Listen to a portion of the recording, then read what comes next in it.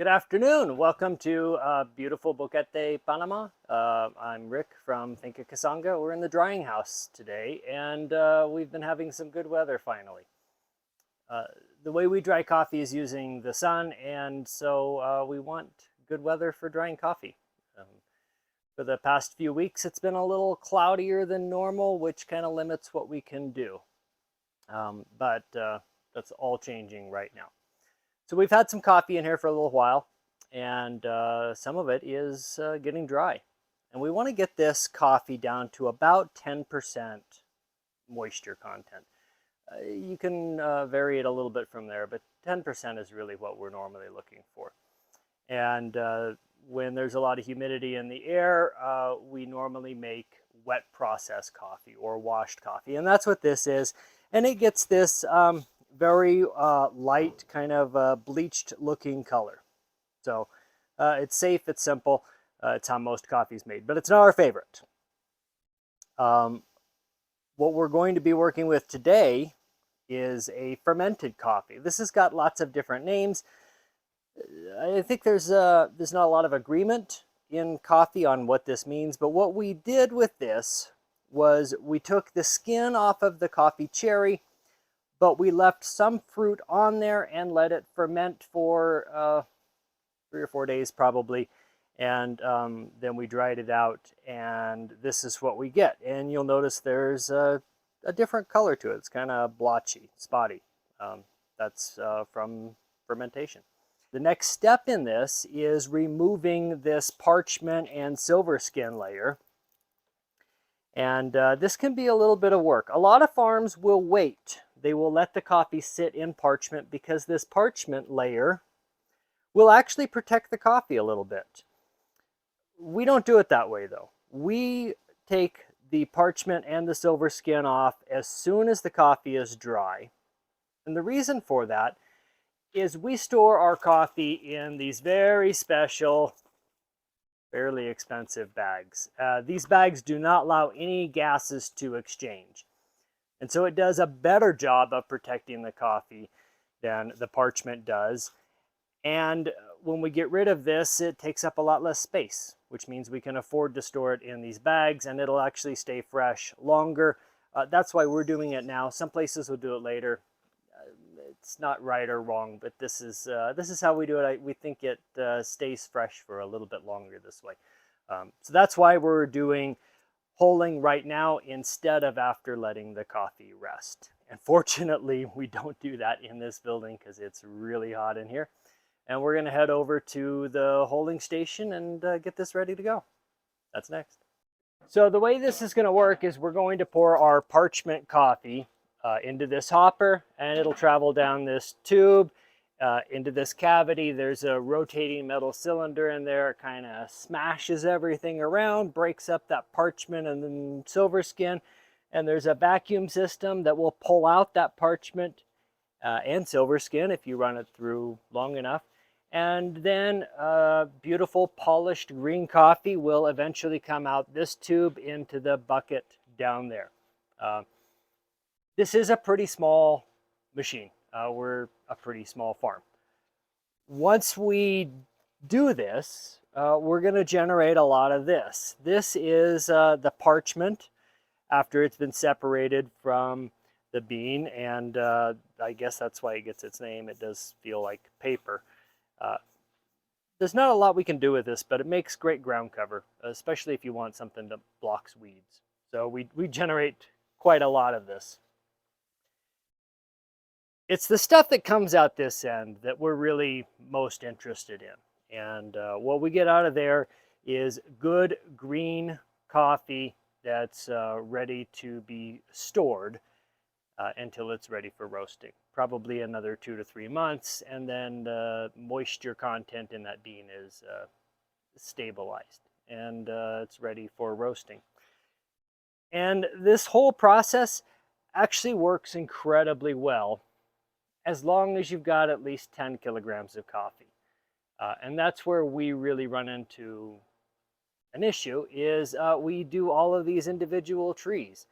And when you're doing one tree at a time, it's not going to make enough coffee to work in a machine like this, and you can't buy them any smaller than this. This is about as small as you'll ever see.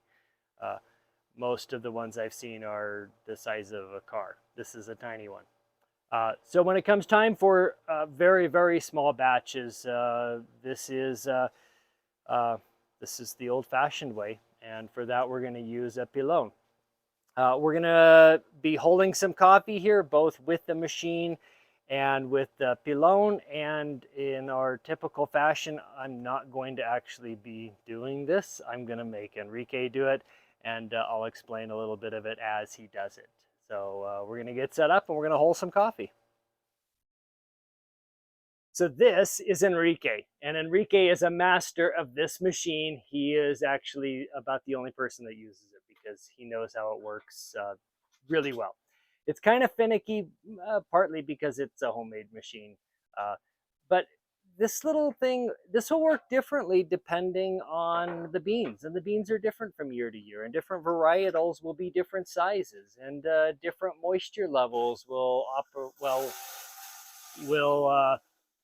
go through the machine differently. And so one of the tricky parts of this is getting it dialed in so that it's efficient.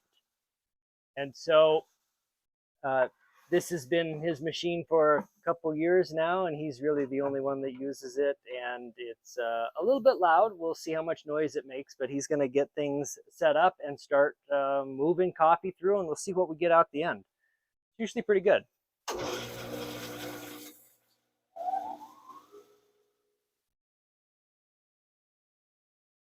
So he's going to be watching a few things. He's going to pay attention to how fast the beans are dropping down the chute.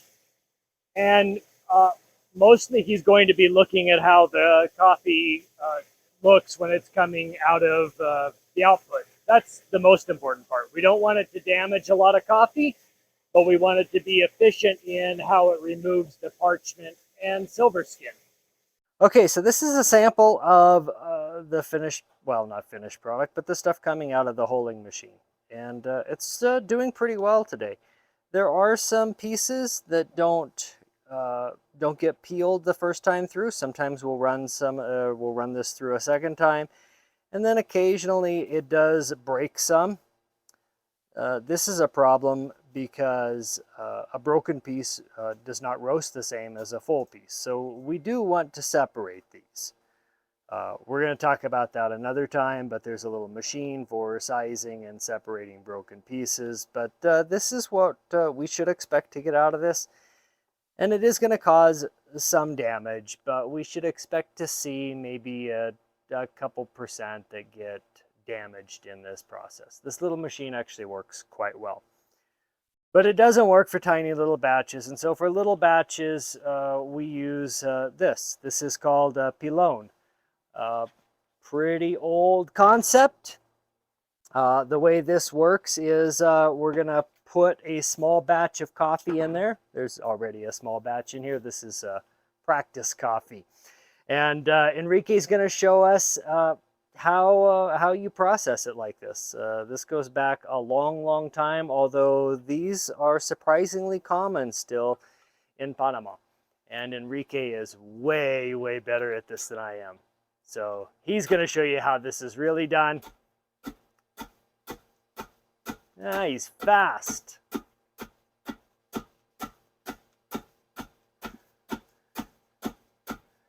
So this actually takes quite a while, and it's not a lot of fun. Enrique pretends he doesn't mind it, but I hate it. It's terrible. What this does is it breaks the parchment and the silver skin off of the coffee bean, and it really doesn't damage the coffee very much. It's kind of surprising, but this causes less damage than the machine does. And of course, it works when there's no power. It never breaks down. It doesn't take gasoline. We have to feed Enrique once in a while, but it just kind of keeps going. It is kind of slow and boring and a lot of work. And so when your coffee is done, or at least when you think it's done, we need to separate that parchment and silver skin. Now, the machine has a big fan that does that. On this, we're going to do it by hand, manually. And this is the traditional method. This is called a batea. And Enrique is going to flip this into the air, and if there's any wind, it will carry the parchment and silver skin away. And I'm just always amazed at how good he is at this and how bad I am. That's actually very, very good. But that's how we get rid of the parchment and the silver skin. And then once this stuff has all been separated, this coffee can rest to let the moisture within the bean equalize. Or if it's already rested, it could go to sizing and separating broken pieces. But this is how you do tiny little batches. Most of the farm is done with this machine, though. And that's hulling. It's only a small part of it, but it's an important part.